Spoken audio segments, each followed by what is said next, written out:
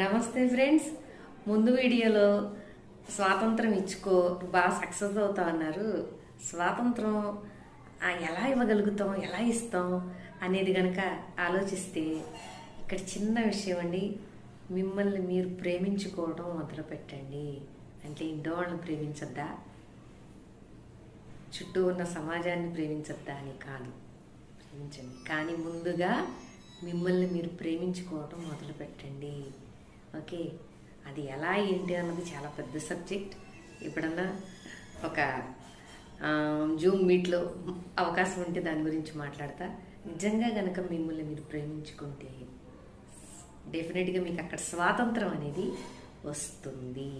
స్వాతంత్రం ఇచ్చుకుంటే చాలా సక్సెస్ అవుతావు. నిన్ను నువ్వు అలా ఆపుకోకు మిత్రమా. ఓకేనా? సక్సెస్ అవుదామా? మనల్ని మనం ప్రేమించుకుందాం.